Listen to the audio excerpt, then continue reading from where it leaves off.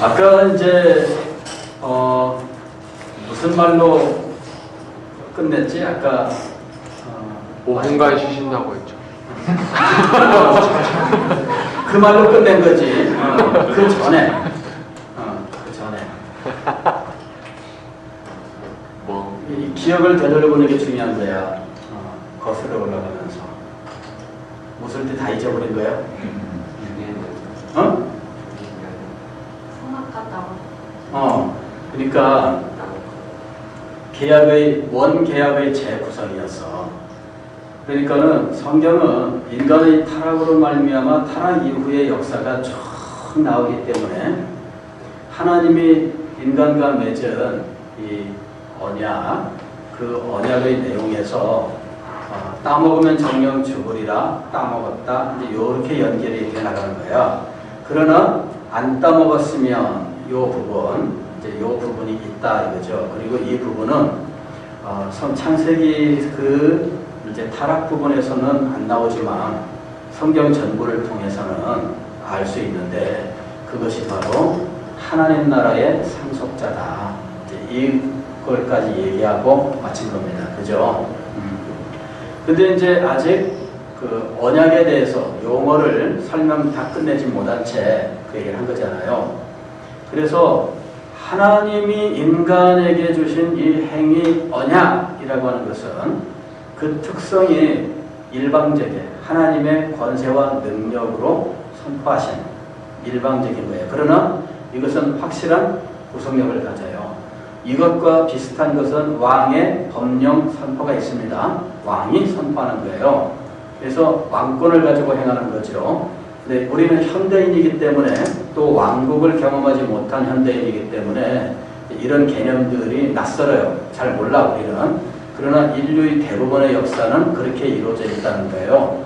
그래서 왕이 법령을 선포하는 것과는 비교할 수 없는 탁월한 압도적인 영광의 위치에 계신 하나님께서 이 행위 언약을 선포하셨는데 이와 같은 언약의 특성을 두 사람 간의 동등한 인격체 사이에 합의라고 하는 그 개념을 가진 신세케라고 하는 말로는 표현하기가 어렵다는 거죠.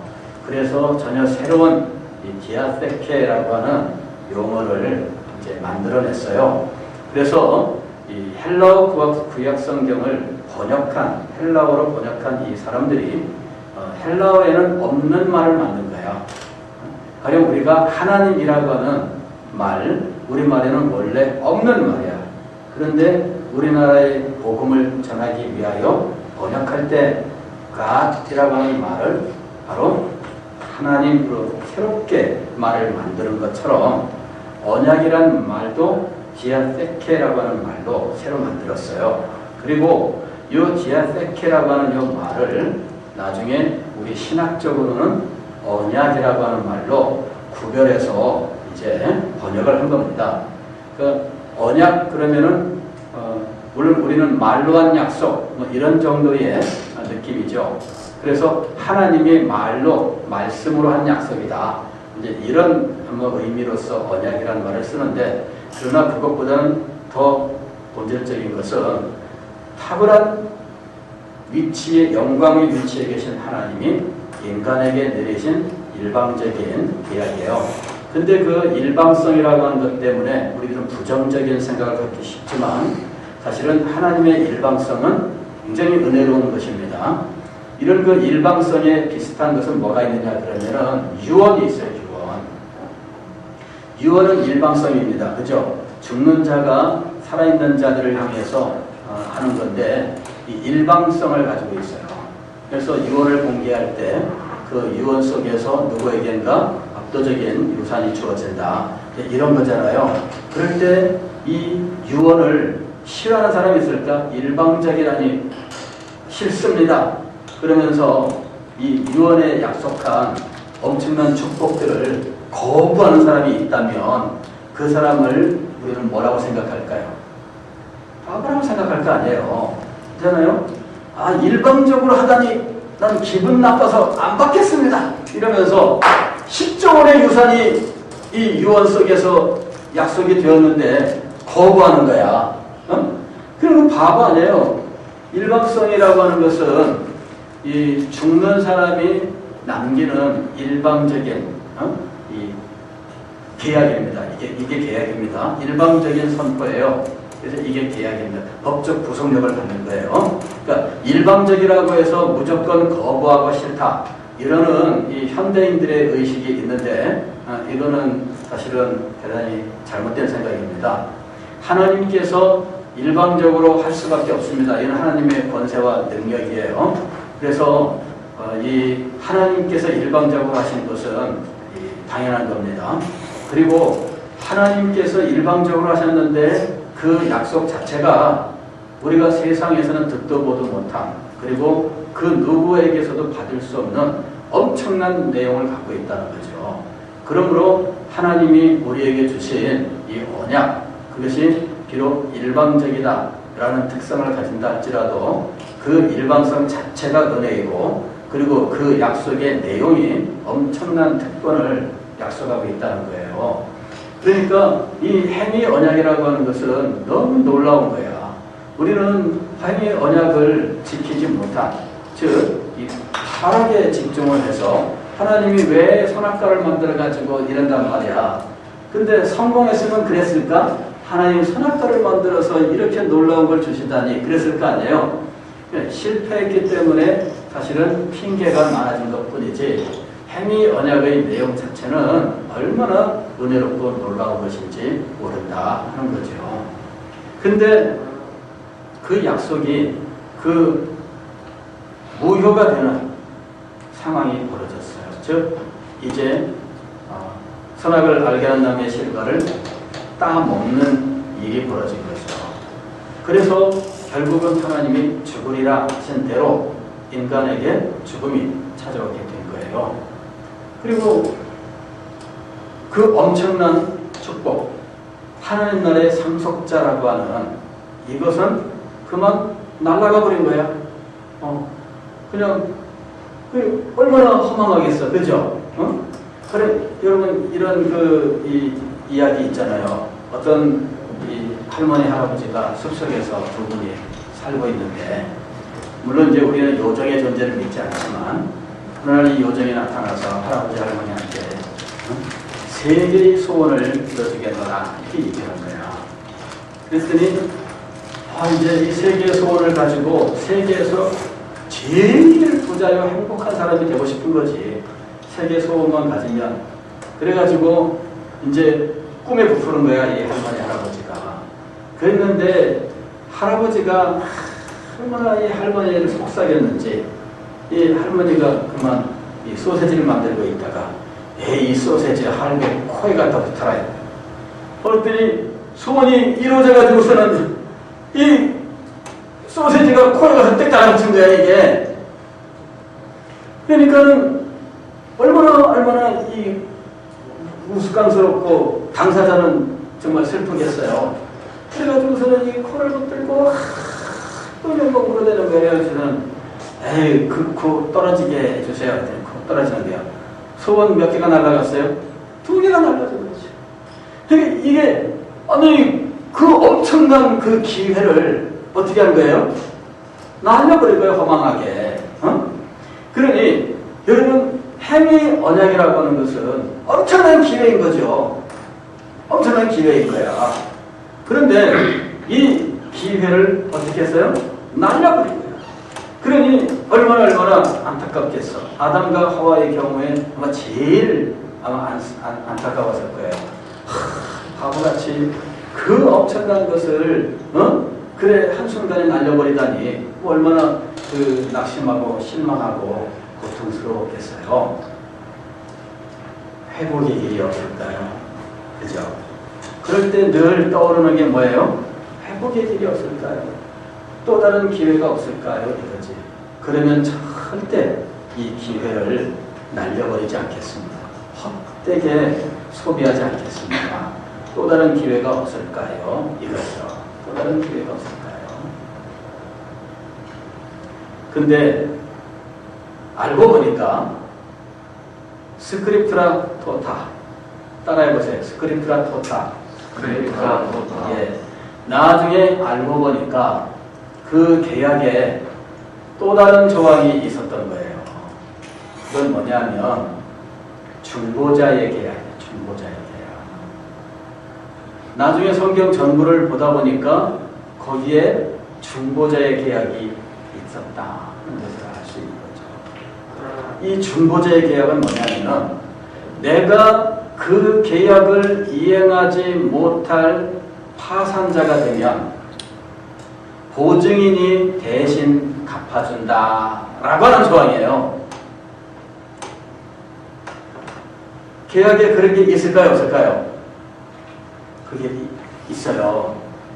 여러분이 그런 그 법적 행위를 해본 적이 없어서 그러는데 은행에 가서 대출을 받아보세요. 대출을 받으면 요새는 뭐 이제 신용대출 이런 것들이 많이 늘어났지만은 예전에는 신용대출은 뭐 거의 없고 어떤 대출이면 담보대출. 담보대출은 뭐예요? 지금도 가장 쉬운 게 담보대출이야.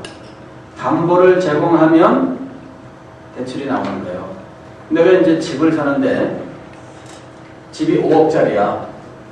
은행에 가서 평가를 했더니 은행에서는 80%까지 담보를 잡을 수 있습니다. 이렇게 말하는 거야. 그러면은 담보 설정을 하게 되면 80%의 4억 원이 은행에서 대출로 나와.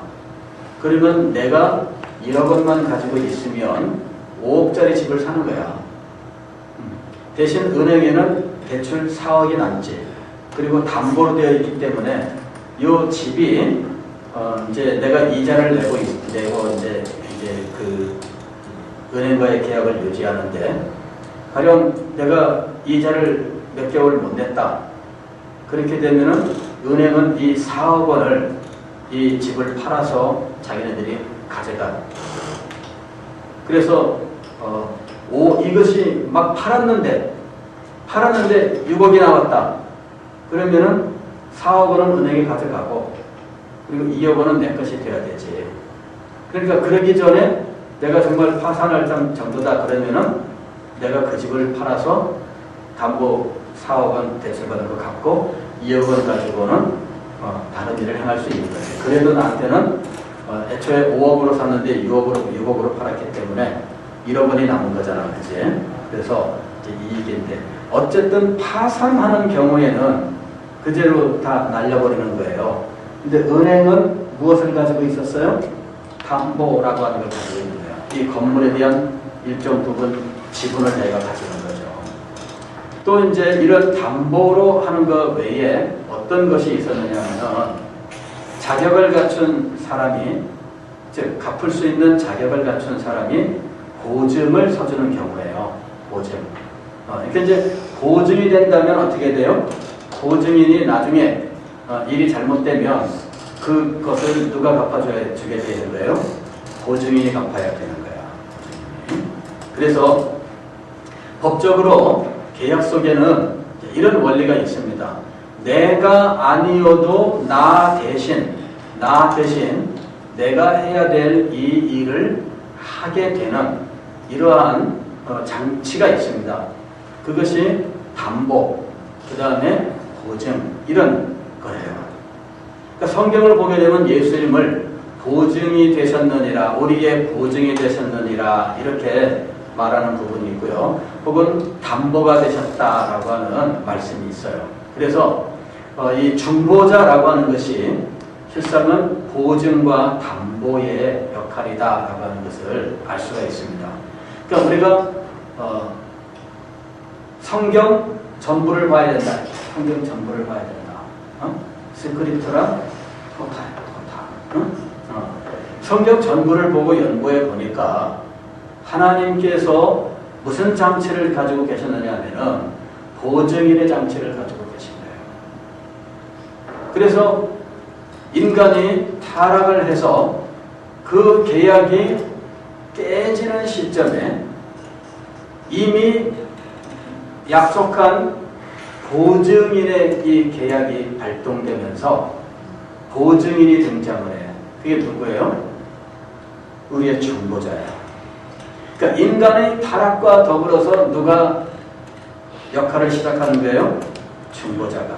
타락 이전에는 보증인이 나타날 필요가 없는 거예요. 타락해야 보증인이 나타나는 거야. 가령 내가 누군가의 보증을 선다. 보증 서지 말라고 말 듣죠? 보증 서지 마, 보증 서지 마. 왜? 보증 때문에 망하는 경우가 많았거든요. 저희도 마찬가지예요. 우리 아버지께서 우리 뭐 어린 시절에 내가 자세히 알지 못해도 뭐 열심히 이제 뭐 이런저런 포장마차 그래가지고 찐빵이라든지 뭐 이런 것도 팔고 뭐 토끼 뒷다리 뭐 이런 거 해서 팔고 하면서 뭐 그때 상당히 그 의욕적으로 열심히 일을 하고 그랬던 기억이 있어요. 그래가지고 여기서 이 찐빵 하나 들고 밖에 나가면 동네 왕이 돼 내가 뭐 네 아버지는 우리 아버지는 뭐 이런 거 게임이 있었어. 우리 아버지는 뭐 대장 그러면은 와 우리 아버지는 대통령 그래. 그런데 제일 높은 사람이 누군지 알아요? 우리 아버지는 찐빵 장수 최고 대통령보다 높아 이게. 예. 왜? 애들 사이에선 대통령은 아무것도 아니야. 근데 찐빵 예전에 먹을 게 없던 시절에 찐빵 그거 하나 들고 나면 애들이 줄 서. 한 입만 쭉 신선한 거야. 딱 끊어야지. 또 이렇게. 그러면 땅에 떨어지잖아. 그러면 이걸 주워 먹는 친구가 있어. 그게 누구야? 땅끄지. 그죠? 땅끄지가 이걸 주워 먹는 거야. 예전에 이제 그런 게 있었어. 먹고 싶은 사람, 나 손 들어. 그러면 입 다 벌려. 그러면 떠서 입에다 이렇게 한씩 넣어주고. 그러면 애들이 절절 따라와. 찐빵 하나가 대통령이야. 근데, 그렇게 살던 그 행복한 삶이 어느 날 다 풍비박산으로 날아가 버렸어. 그 자세한 내용은 모르는데 나중에 들으니까 누구의 보증을 섰는데 그 사람이 도망간 거야. 그래가지고 그 사람이 도망가면서 끌어모은 그 모든 것들 누가 갚아야 돼요? 보증인이 갚아야 돼. 보증인이. 근데 보증인이 그것을 갚으니까 어떻게 돼? 보증인이 자기 가진 거 모두 다 떨어서 갚고 나니까 보증인이 거지가 되는 거야. 그래가지고 집이 망했어. 집이 망했어. 이래가지고 망한 집에서 이제 사는 거지. 그러니까 이 보증인은요 능력이 있어야 돼. 아직 내가 나중에 잘못되면 다 갚아줄게. 뭐 그래도 괜찮아. 이런 능력이 있어야 돼. 그러니 하나님의 아들이신 예수님이 보증이 되신 이유가 있습니다. 그냥 단순히 인간 중에 누군가 보증인이 되었다면 자기도 같이 죽고 끝나는 거야. 그죠? 내가 아까 우리 아버지 보증서 가지고 망한 얘기 했잖아. 그죠? 능력이 있어서 그 정도는 껌값이야. 탁 주고선도 아무렇지도 않았으면은 괜찮았을 거예요. 그런데 보증을 서가지고 망했거든. 그러니까는 이 보증인의 자격이 분명해야 돼. 보증인의 자격이. 그래서 인간 중에는 중보자가 있을 수 없습니다. 디모데전서 2장 5절에 보게 되면은 하나님과 사람 사이에 중보자는 오직 한 분이시니 곧 사람이신 예수니라 그랬는데 그때 사람이신 예수는 인간으로 오신 이란 말입니다. 하나님의 아들이야. 본질은. 그래서 하나님의 아들이기 때문에 죄값을 모두 갚아. 보증인이어가지고 담보물로 제공한 거 다 갚아. 그래도 멀쩡한 거죠. 예수님께서 십자가 위에서 죽으셨어요. 그러나 다시 부활하셨습니다. 멀쩡해졌어요. 바로 이것이 보증인으로서 예수 그리스도의 탁월함입니다. 당신이 단순한 사람이었으면 예수님은 우리의 죄값을 갚아준다. 그리고서는 함께 망해버리는 거야. 그런데 하나님은 사람 중에 보증인을 세운 것이 아니라 사람이 되신 하나님의 아들을 보증인으로 세우신 거죠. 그래서 사람이 지은 모든 이 빚을, 즉 죄의 값을 예수님이 사람이 되어서 모두 갚으셨으나 그걸로 예수님은 파산하신 것이 아니라 부활하심으로 모든 것들을 오히려 더 영광스럽게 회복하신 거죠. 그래서 우리에게 무엇을 주시는 분이 되셨느냐 하면 행위 언약에서 창세기 3장에서는 말하지 않았던 부분, 즉 선악을 알게 하는 나무의 실과를 따먹지 않았으면 주어졌을 그것, 하나님 나라의 상속자라고 하는 이 축복, 이것을 예수 그리스도께서는 주실 수가 있었던 거예요. 죄값만 갚았으면 어떻게 되겠어요? 죄값만 갚았으면 그걸로 끝나는 거야. 그걸로 끝나고 무엇은 없어요? 하나님 나라의 상속자는 없는 거야. 그런데 예수님은 죄값을 갚으셨을 뿐만 아니라 하나님 나라의 상속자가 되는 길까지 주신 거죠. 이것이 복음입니다. 그러니까 인간이 타락을 하여 인간이 얻은 죄와 비참이 있습니다. 죄와 비참이 있어요. 그리고 그가 놓친 기회가 있어요. 놓친 기회. 그건 뭐예요? 선악과를 안 따먹었으면 얻었을 것. 그게 놓친 기회입니다. 범죄함으로 놓친 것. 이게 놓친 기회야. 이게 하나님 나라의 상속자죠. 그런데 예수님은 단지 보증인으로서 그냥 그걸로 그냥 소위 말하면은 빚을 갚아주고 거지가 되어버리는 그런 상황이 아니라 오히려 이 하나님 나라의 상속자라고 하는 이것까지 주실 수 있는 능력이 있었다는 거죠. 그러니까 보증인은 아무나 사는 게 아니에요. 보증인은 아무나 사는 게 아니에요. 우리 아버지는 친구를 좋아해가지고 옛날에 의리가 있잖아요. 그죠? 그러니까 친구가 와서 야, 꼭 갚을게. 야, 나 믿지? 그러니까 믿지. 그것은 사인을 했는데 능력이 어디까지였어요? 빚 갚아주고 망하는. 그게 이제 거기까지밖에 능력이 아닌 거야. 근데 빚을 갚아주고 어떻게 됐다고요? 그리고도 남는 거야. 빚을 다 갚은 다음에 야, 너 지금 어떻게 사냐? 아, 그래? 야, 그게 안 되겠다. 하고서는 오히려 더 크게, 자, 내가 더 줄게. 그러면서 이 빚을 갚아주고 더 크게 주는 거야. 그러면은 이게 보증인으로서 엄청난 거잖아. 그죠? 예. 아마 이건희 씨가 이제 뭐 사정 속에 있으니까 이재용 씨 이제는 그 사람이 있는 가능할 때야. 그죠? 아직 그 1,000,000원 갚아줄게. 그리고 1억 더 줄게. 이러는 거야. 그러면 1,000,000원 더 갚아주고 1억을 더 주는 거야. 그러면은 와, 최고 아니에요. 복음이 그런 거야. 예수 그리스도께서 중보자로서 행한 일이 바로 그거예요. 야, 죄값 그거 갚을게. 십자가 위에서 돌아가셨어요. 그리고 더 줄게. 이러면서 하나님 나라의 상속자 이걸 준 거야. 요 하나님 나라의 상속자라고 하는 이것을 성경에서는 또 다른 말로 설명하고 있는데 영생. 하나님이 세상을 이처럼 사랑하사 독생자를 주셨으니 이는 저를 믿는 자마다 무엇을 얻게 하려? 영생을 얻게 하려. 이럴 때 영생은 단지 영원한 생명을 말하는 것이 아니라 하나님 나라의 상속자예요. 하나님 나라의 상속자. 이게 영생이에요. 그 다음에 성경에서는 이 하나님 나라의 상속자를 또 다른 말로 표현하고 있는데 안식. 히브리서 4장에 보게 되면은 하나님의 백성들에게는 이 안식이 남아있다. 안식이 남아있다. 이 안식이 도대체 뭘까? 글자 그대로 하게 되면 편안히 쉰다. 그런 의미잖아요. 안식. 이게 글자 그대로 하면 편안히 쉰다라고 하는 말인데 예수님께서 나를 따라오는 내가 너희를 편히 쉬게 하리라. 안식. 이래가지고 예수님 따르면 쉼이 있습니다. 안식을 하세요. 예수님을 따라가면 편안해집니다. 막 그래. 근데 아닙니다. 그냥 쉬는 게 안식이 아니야. 쉬는 게 안식이 아니에요. 안식이라는 건 뭐냐면 예전에 리차드 박스터라고 하는 청교도가 있었어요. 이 사람이 이 청교도 혁명 때 1640년대 이 청교도 혁명 때 그때 이 크로멜이 대장으로 있는 이 혁명군에 이제 군목으로 참전을 했어요. 군목으로. 근데 군목으로 갔는데 그만 병에 걸렸어. 근데 이제 그때는 열병에 걸리면은 죽는 확률이 굉장히 높았어요. 그래가지고 군대에서 당신은 이제 생명이 위중하니까 집으로 가서 고이 죽어라 이렇게 된 거지. 그래가지고 마차를 타고 이제 집으로 돌아오는 길이야. 근데 이제 열이 올랐다 내렸다 그러면서 사경을 헤매는 거죠.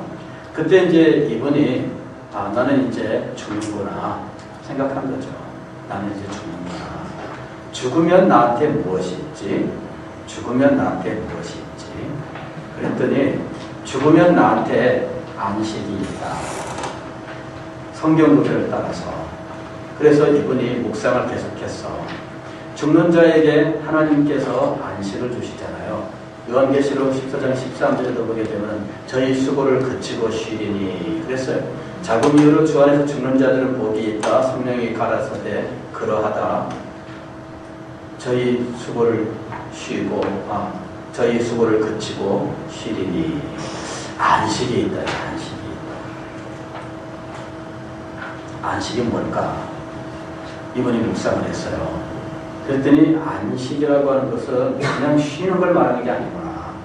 안식이란 그의 영혼과 육체가 완성된 상태에서 하나님을 가장 가까이에서 모시고 사는 그 복되고 영광스러운 삶을 말하는 거다. 이렇게 이분이 그 안식을 결론을 내린 거야. 그리고 나니까 안식이라고 하는 것이 너무 복되고 영광스러운 거예요. 우리의 영혼과 육체가 완성된 상태에서 하나님을 가장 가까운 곳에서 모시고 살아가는 복되고 영광스러운 삶을 안식이라고 말한다면 그 안식은 내가 소망해야 되는 복되고 아름다운 것이다. 그래서 이 사람이 집에 돌아오는 동안에 이 안식에 대해서 묵상을 했어요. 그리고는 돌아왔는데 감사하게도 병이 나았어요.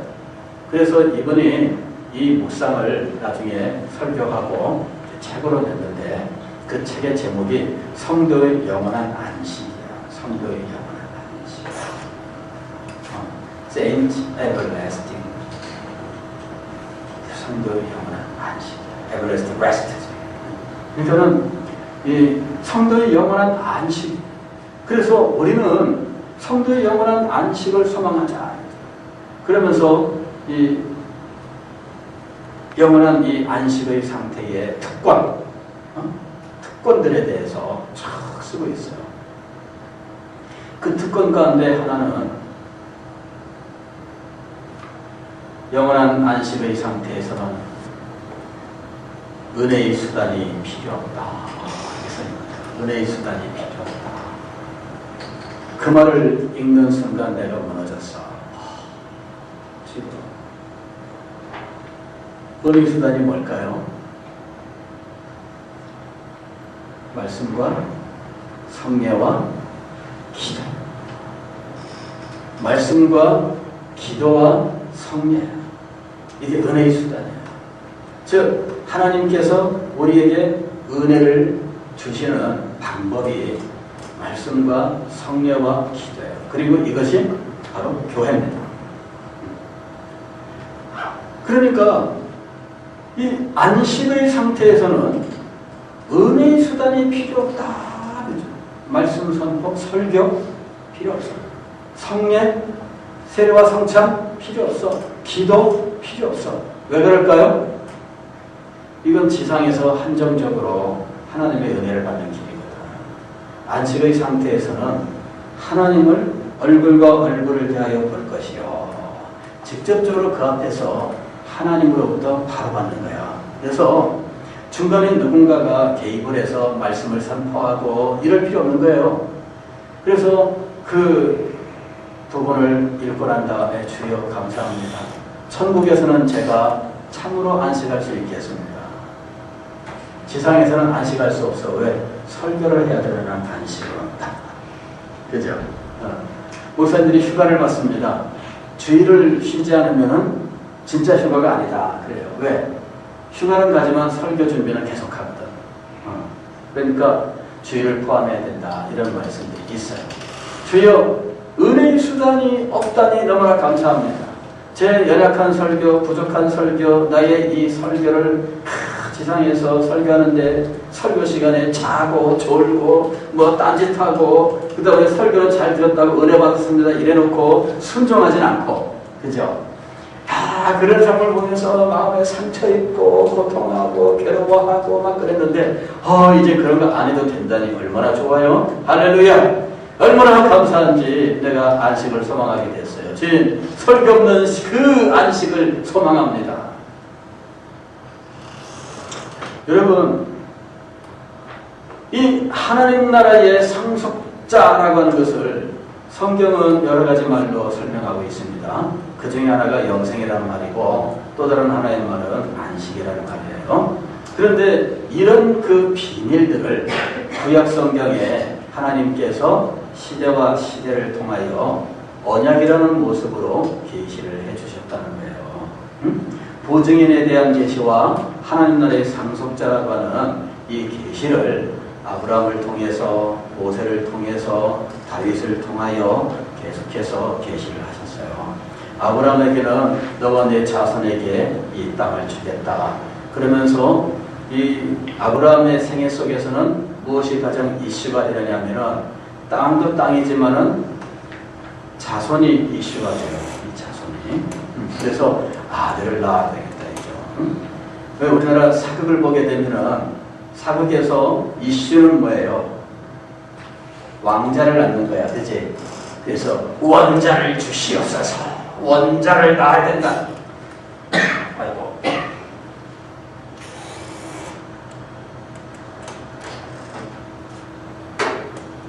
아브라함의 언약에서는 무엇이 이슈예요?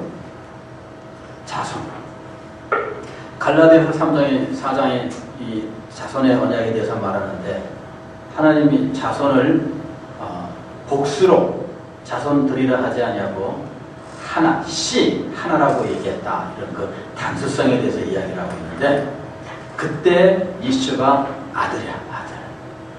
그래서 네 씨로 말미암아 이것이. 그런데 아브라함에게는 더 많은 약속들이 있었어요. 그 중에서 이슈가 된 것은 현재 아들이었지만 그러나 하나님이 아브라함에게 약속하신 것은 더 많아. 뭐였냐면은 자손, 하늘의 별, 땅의 바다의 모래. 그 다음에 모든 백성이 너와 내 자손을 인하여 복을 받으리라. 네가 눈으로 보는 땅, 네가 밟는 땅을 내게 주겠다. 이런 그 후손 아들과 자손과 땅과 모든 민족 이런 것들이 아브라함의 언약의 내용이었어요. 그러나 아브라함의 생애 속에서는 무엇이 이슈입니까? 아들이 이슈예요. 그리고 땅과 모든 나라 이 언약은 계속 소원으로 넘어갑니다. 이삭과 야곱의 장자권 축복, 그러면서 이 야곱이 이제 12아들, 그리고 그 후손 이스라엘 애굽 땅으로 가게 되고 다시 나오게 되고, 모세가 이 이스라엘 백성들을 이끌어내었는데 그때 이 백성들에게, 이스라엘 백성들에게 이슈는 뭐였냐? 그들에게 이슈는 뭐였느냐? 뭐 언약이 많이 주어졌는데 이슈는 뭐냐 그러면은 율법의 율법. 그런데 그 사람들에게 정말 이슈는 뭐였냐면 땅이거든, 땅. 땅이 이슈였어 그때. 그래서 적과 꿀이 흐르는 땅으로 인도하여 이렇게 된 거거든요. 그러니까 모세 때에는 하나님께서 언약을 주시는데 모세의 언약 속에는 여러 가지 내용이 들어가 있습니다. 나는 너희의 하나님이 되고 너희는 내 백성이 되고 제사장 나라가 되며 뭐 이런 그 출애굽기 19장 5절 이하에 그런 그 내용들이 있어요. 그리고 이제 이 이스라엘이 하나님의 나라 백성이 된다고 하는 이것이 이제 그 계약의 중요한 내용이죠. 그리고 율법을 주는 거야. 그죠? 내가 거룩하니 너희도 거룩하라 이러면서 율법을 주셔요. 그래서 율법의 규정을 따라서 성막도 만들고 제사도 이제 확립하고 그 다음에 공동체 삶에 대하여 율법의 규정을 따라서 성도 그 백성들 사이에 삶을 율법으로 이야기하고 이제 이렇게 해서 율법을 가지고 생활하게 했는데 이때 이 백성들에게 이슈는 뭐였냐면 땅입니다. 땅을 얻어야 되겠다. 땅을 얻어야 되겠다. 그러니까 이 언약의 내용들이 여러 개 있지만 이슈가 있어요. 이슈가. 아브라함 당대의 이슈는 뭐였어요? 아들이었어. 그리고 이 모세의 언약에서의 이슈는 뭐였어요? 직접적으로 드러나 있지는 않지만 이스라엘 백성들은 모세에게 있어서는 적과 꿀이 흐르는 땅이에요. 그리고 그 땅에 들어가서 그들이 그 땅에서 이루어 나아갈 백성들의 삶이죠. 그게 율법으로 규정이 된 거예요. 백성들의 삶에 대한 율법의 규정, 그 속에 계속 아브라함의 씨에 대한 약속이 더 구체적으로 계시가 돼요. 제사법을 통해서 그리스도의 희생, 그 대속의 희생, 죽음 이런 것들이 제사 제도 속에서 더 분명하게 계시가 되죠. 그러면서 그 자손들이 그 땅에서 하나님의 나라를 이루는 이것이 이 모세의 언약의 내용이 돼요. 그리고 이후 이스라엘의 역사는 하나님 나라 백성들로서 살아가는 삶이죠. 그럴 때 왕은 누구일까요? 하나님이 왕인 거예요. 하나님이. 그래서 그 시대를 신정정치의 시대다. 하나님이 직접 통치하시는 시대다. 이거죠. 그런데 그 신정정치의 시대의 사람들은 하나님 왕이라고 하는 이 개념을 제대로 정립하지 못합니다. 그래서 사사기에 보게 되면은 그 왕이 없으므로 자기 소견에 오른 대로 행하였더라. 그럴 때 이 왕이 없으므로는 현실적으로 왕이 없는 상태이기도 하지만 하나님 왕이라고 하는 개념이 이 사람들에게 자리 잡지 못하는 거예요. 그런데 이 하나님 왕이라고 하는 것을 인간 왕을 세워서 구체화하는 일이 있습니다. 이게 다윗의 언약이야. 하나님께서 다윗을 불러서 사무엘서 7장에서 언약을 하시는데 너와 내 자손의 왕위를 영원히 견고하게 하리라 이렇게 말씀하세요. 그러면서 모든 민족에 대한 약속이 또 주어지거든요. 그래서 그때 이슈는 뭐냐 그러면은 후손이 왕이 된다라고 하는 것이 다윗의 이슈예요. 다윗 언약의 이슈. 후손이 왕이 된다. 아브라함과 다윗의 자손 예수 그리스도. 마태복음 1장 1절에서 그렇게 시작해요. 그게 뭐냐면은 아브라함의 언약에서는 자손의 약속이에요. 다윗의 언약에서 이슈는 왕이야 왕. 그리고 모세의 언약의 이슈는 땅과 그 백성 하나님의 나라예요. 그래서 모세의 언약을 보면은 물론 율법의 제사 제도가 그리스도의 계시이기는 하지만 그리스도에 대한 계시이기는 하지만 그러나 직접적으로는 자손의 이 언약이 없어요. 직접적으로는. 그래서 모세의 율법을 아무리 들여다봐도 직접적으로는 그리스도를 발견할 수가 없습니다. 무슨 얘기냐 그러면은 아브라함의 믿음으로 의롭다심을 받으며 아브라함의 자손이 되는 도리는 로마서 4장에서 이야기해요. 근데 율법으로 하나님 구원을 얻는 이 문제는 로마서 3장에서 철저하게 사도 바울이 주장합니다. 왜냐하면 율법에서는 그 계시가 없는 거예요. 율법의 계시는 뭐냐 그러면은 그리스도의 이 죄값을 대신 치르는 이 보증보다는 율법은 무엇을 더 이야기하고 있느냐면은 하나님 나라의 상속자에 대한 계시가 율법의 핵심을 이루고 있는 거예요. 그래서 하나님 나라 백성의 삶에 대한 계시가 그 위주가 되어 있어요. 제사 제도가 있어서 이것이 그리스도의 희생 제사의 희생 십자가의 희생을 이제 계시하는 것이라고는 하지만 그러나 언약의 내용상 이들에게는 하나님 나라의 백성됨이 이 언약의 내용이에요. 그래서 우리는 이걸 알 수가 있습니다. 이 아브라함의 언약이나 또 이 모세의 언약이나 다윗의 언약을 통해서 이게 구약의 전부입니다. 이게 구약의 전부인데 이거를 통해서 우리는 신약의 새 언약의 내용을 알게 되는 거예요.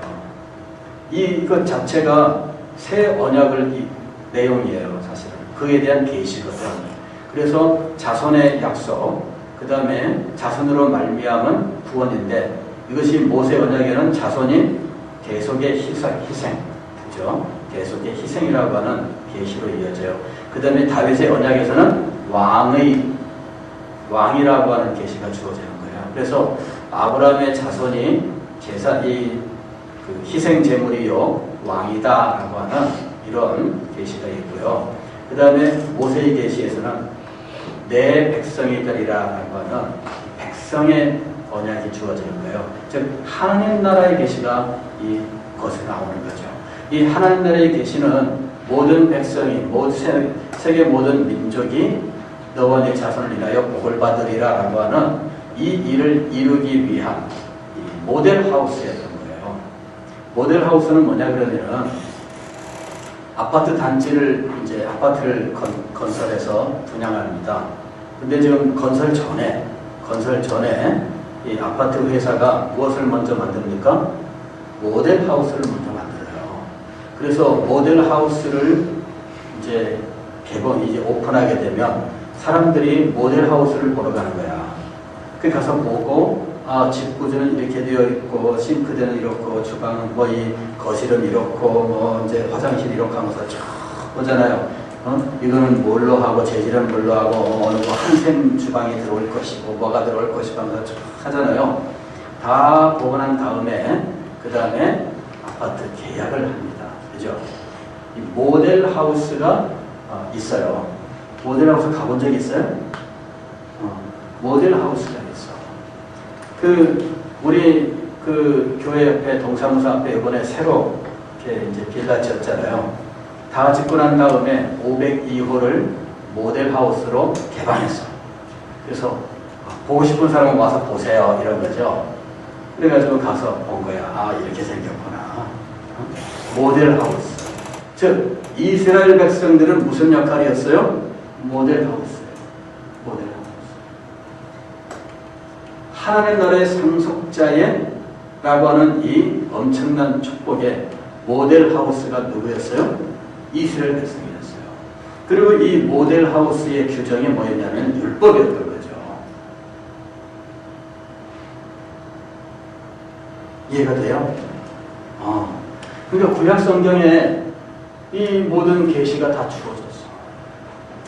예수 그리스도는 이 계시의 성취자로서 이 땅에 오셔서 이것을 이루신 거예요.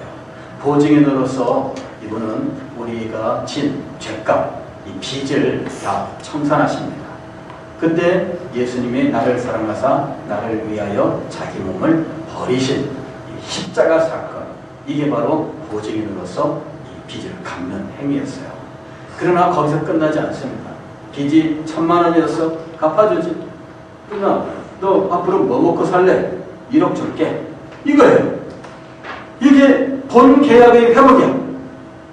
즉 선악과를 따먹지 않았으면 하나님이 주셨을 이 본 계약의 축복, 이것까지 예수 그리스도께서 회복을 시켜주신 거예요. 놀랍죠? 얼마나 놀라운지 몰라요. 그런데 이 모든 내용들을 믿지 못하고 동의하지 못하는 사람은 얻지 못합니다. 이런 엄청난 계약의 내용이 있다면 알리지 않겠어요? 가끔 여러분에게 그 메시지가 오잖아요. 엄청난 기회입니다. 어디 가서 무슨 사이트에 가서 뭘 어떻게 하면 그러면은 여러분에게 무엇이 있습니다. 이렇게 오잖아. 그러면은 그래? 하고 들어가봐. 그래가지고서는 뭐 심심풀이 땅콩인데 뭐 한번 해보지 뭐 해가지고 딱 응모를 했는데 당첨! 와, 얼마나 좋겠어. 그죠? 그러한 그 알림, 이 엄청난 이 보증인이 빚을 모두 청산하고 그리고 하나님의 상속자라고 하는 이 엄청난 것들을 다 이루어 놓으셨대. 문제는 뭐예요? 믿기만 하면. 바로 그게. 그러니까 우리가 복음을 전파한다는 거죠. 이 엄청난 사실을 알려. 세상에는 그냥 막 그 인터넷에 알리잖아. 그죠? 야 어디 가면 뭐 이렇습니다. 쿠팡에 가면 무슨 쿠폰을 주는데 뭐 그걸 받아가지고 이렇게 하면은 그것은 무슨 할인이 얼마큼이 이루어지고 이렇게 하면 이렇게 됐다. 그래? 그러면 그래서 필요 없는 거에도 쿠폰 받아 사. 그걸 퍼뜨리는 사람들이 있잖아요. 그게 뭐예요? 전도예요, 전도. 이 엄청난 복음이 계약이 있는데, 이 엄청난 축복이 있는데 알려야 되지 않겠어요? 그런데 문제는 뭐냐 그러면은 이 계약의 내용을 알고 내가 인격적으로 내용을 파악하고 그 다음에 내가 그것을 선택하고 하느냐 이거죠. 그럴 때 계약에는 반드시 무엇이 수반되느냐면 동의가 해피콜이 왔느냐? 해피콜이 왔느냐? 여러분에게 해피콜이 왔습니다. 이 수련의 기간 동안에 해피콜이 온 거예요. 예수 그리스도께서 여러분을 위하여 십자가에서 못 박혀 돌아가셨고 예수 그리스도께서 여러분을 위하여 하늘의 신령한 복을 예비하셨는데 하나님 나라의 상속자라고 하는 축복을 주시기로 하셨습니다. 하나님이 예비해 놓으셨습니다. 당신 이것을 받아들이겠습니까? 해피콜이 오는 거예요. 해피콜이. 해피콜이 오면 뭐라 그래요? 다 읽어줘. 계약의 내용을 읽어드리겠습니다. 동의하십니까? 예. 동의하십니까? 동의하십니까? 동의하십니까? 한 5분 동안 걸쳐가지고 들었는데 뭔 말인지는 하나 모르지만 동의하십니까? 무조건 예 한 거야. 이 내용은 녹취가 되어서 보관이 되어서 나중에 다 증거자가 될 수가 있습니다. 지금부터 제가 시작하겠습니다. 이 계약에 대해서 자세히 읽고 동의하십니까? 예. 이 계약의 내용에 이런 내용이 있습니다. 알고 계십니까? 동의하십니까? 예. 동의하지 않으면 나중에 어떻게 돼요? 내가 그의 계약에 들어봤고 내가 그 내용을 듣고 간절히 소망했지만 무엇이 없었어요? 동의가 없었어요. 그 계약의 축복들이 내 것이 될까요? 안 될까요? 해피콜이 왔는데 동의는 안 했어. 그러면 그것들이 내 것이 될까요? 안 될까요? 안 되는 거잖아요. 여러분들에게 해피콜이 왔어요. 어제 제가 얘기했죠. 여러분들은 어린 시절부터 수없이 복음을 들었습니다. 해피콜이 온 거야. 그게. 문제는 뭐예요? 심리적으로 동의도 안 했으면서 심리적으로는 동의한 것처럼 착각하는 거죠. 여러분이 동의해야 돼요. 여러분이 진정으로 이 내용을 다 이해했습니까? 아멘. 그래. 십자가가 왜 필요했는지 이해했습니까? 예수님이 십자가에 돌아가셨다는 그 사실과 그 이유들을 이제 여러분들이 충분히 숙지하셨습니까? 잘 알고 계십니까? 그리고 그로 인하여 얻게 되는 모든 축복들에 대하여 여러분들은 잘 알고 그것을 얻기를 원하십니까? 동의하십니까? 여러분에게 하나님께서 인격적인 동의를 요구하고 계시는 거예요. 거기에 대해서 예라고 대답을 해줘야 돼요. 해피콜에 분명한 대답을 해줘야 그 계약이 성립되는 거예요. 새 언약은 나의 동의가 있어야 돼요. 그게 바로 믿음입니다. 왜 신약 시대에는 믿음을 강조하셨느냐 이거죠.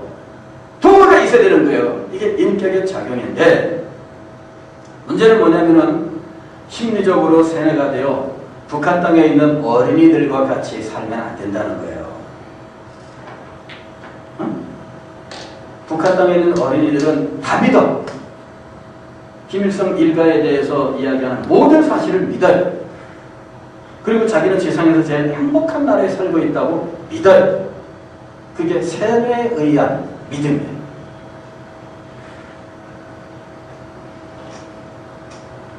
우리의 믿음은 어떤 믿음이냐면 에베소서 2장 8절에서 말씀하신 대로 하나님의 선물로 주어지는 믿음이에요. 이거는 성령의 역사입니다.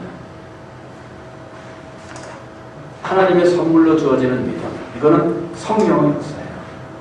우리의 인격에, 즉 우리의 영에 성령의 역사가 있어서 성령의 역사를 따라서 이 복음의 내용을 다 이해를 해요. 이 언약을 다 이해를 해요. 그리고 그 언약에 대하여 마음에 기뻐하고 그 축복들에 대하여 진정으로 소망하면서 믿느냐?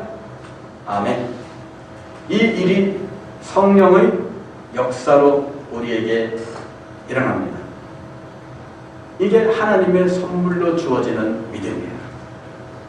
하나님의 선물로 주어지는 믿음의 자리에 들어가야 이 영광스러운 축복들이 여러분의 것이 되는 것입니다. 기도하겠습니다.